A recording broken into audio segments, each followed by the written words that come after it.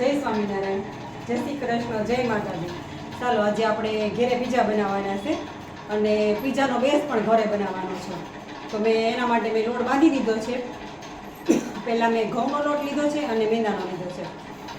એમાં baking soda, baking powder, ખાંડ અને મીઠું અને દહીં, તેલ અને એવું નાખીને દૂધ નાખીને મેં લોટ બાંધી લીધો છે. અને બાંધો ને એના 15-20 મિનિટ થઈ ગઈ છે. આપણે જોઈ લઈએ. જો લોટ સરસ થઈ ગયો છે. આપણે પીઝાના બેઝ માટે આ લોટ બાંધેલો છે. જેવો આપણે રોટલીનો ભાખરીનો હોય ને એની કરતાં થોડો ઢીલો બાંધવાનો છે. એના માટે આપણે પીઝા માટે કેપ્સિકમ, ગાજર, ટમેટા અને મકાઈને આપણે થોડીક રોસ્ટ કરી લીધી છે. અને બધા આપણે રેગ્યુલર મસાલા લેવાના છે. આપણે આ બધી શાકભાજી લીધા છે અને આ ઓલિવ છે, આ ચીલી ફ્લેક્સ છે, ઓરેગાનો છે,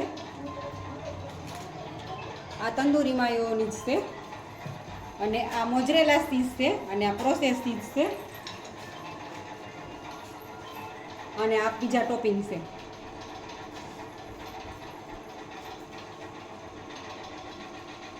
એ આપણે બધું મસાલા લીધા છે આવા બધે. અને હવે આપણે રોટલો બનાવીને આપણે કરીશું.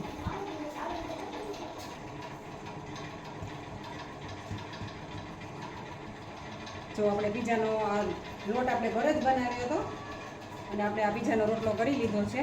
આ રીતથી એકદમ જાડો પણ નહીં ને એકદમ પતલો પણ નહીં, એ રીતે આપણે કરી લીધો છે. અને આપણે હવે અને આ રોટલો ફૂલે ને એના માટે આપણે ફોકના મદદથી એને આ ટપકાવાળા કરી દઈશું.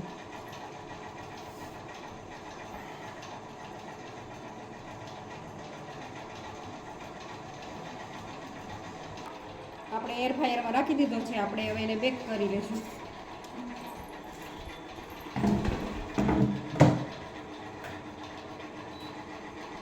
આપણે એને ટાઈમ સેટ કરીને મેકી દીધો છે.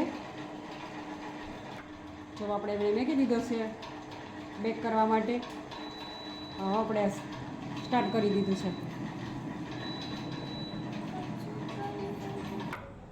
ચાલો હવે આપણો પીઝાનો બેઝ રેડી થઈ ગયો છે. આપણે હવે એને બહાર લઈ લઈએ. જો બહુ સરસ થઈ ગયો છે. આપણે હવે એને બહાર લઈ લઈએ. જો આપણે એને બહાર લઈ લીધો છે.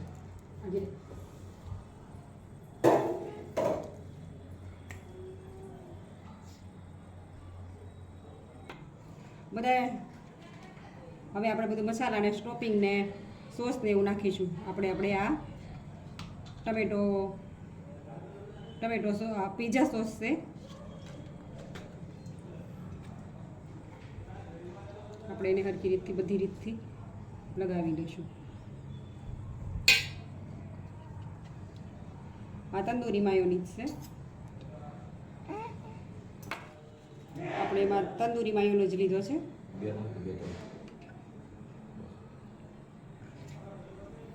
આપણે સરખી રીતથી પાથરી લઈશું. આ મોઝરેલા ચીઝ છે, આપણે એ નાખીશું.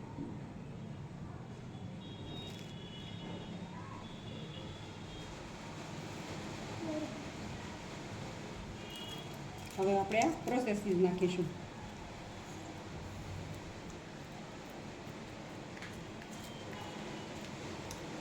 ચીઝ તમને તમારી ઈચ્છા પ્રમાણે લઈ શકો છો.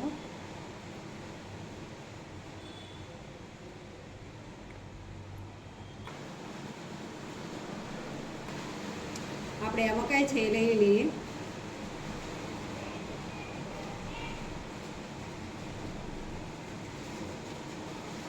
પછી આપણે આ જે શાકભાજી છે એ આપણે સરસથી ગોઠવી દઈએ.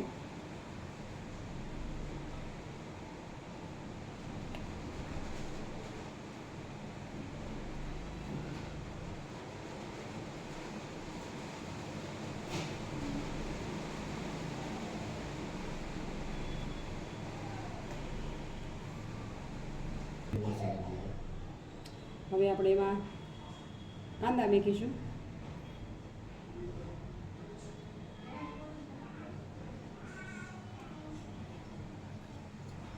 આ આપણે રેગ્યુલર મરચાં હોય છે એ લીધા છે.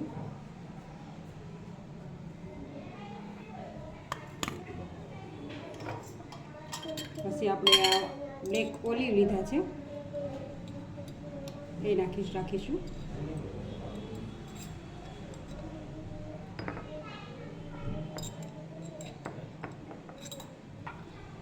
પછી આપણે એમાં મિક્સ હબ લીધો છે એ નાખીશું. આપણે શાકભાજીનું ટોપિંગ બહુ મસ્ત થઈ ગયું છે. હવે આપણે આમાં મિક્સ હબ નાખીશું.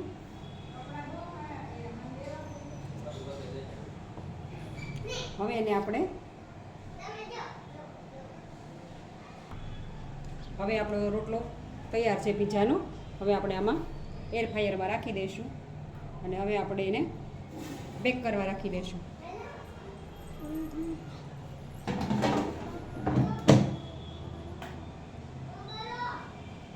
આપણે હવે બેક કરી દઈશું.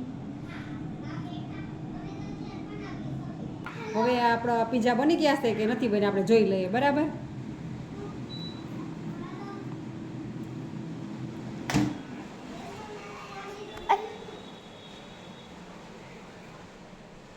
છે બેક.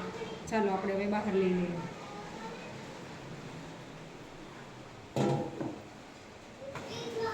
ચાલો આપણો બીજો રેડી છે. આપણે હવે એને બહાર લઈ લઈએ. લઈ લીધો છે, બહુ મસ્ત બન્યું છે. ચાલો હવે આપણે બીજો મેગી દઈએ.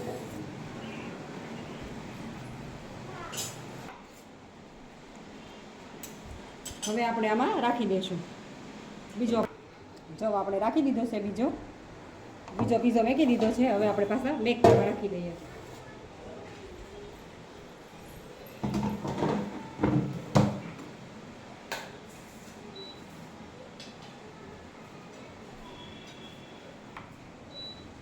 આપણે હવે સ્ટાર્ટ કરી દઈશું.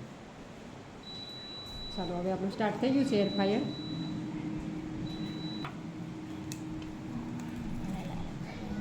જો આપણે હવે પિઝાને કટિંગ કરી લઈએ. જો બહુ મસ્ત બન્યું છે. ચાલો આપણે એક પીસ પણ લઈને બતાવીએ. જો કેટલો મસ્ત બન્યો છે. આપણે પિઝાનો બેઝ પણ ઘરે બનાવેલો છે. બહુ મસ્ત બન્યો છે. જેવો આપણે બહાર ખાઈએ ને એ જ રીતથી બન્યો છે અને સ્વાદ પણ એવો જ છે. ચાલો બધા પિઝા ખાવા માટે.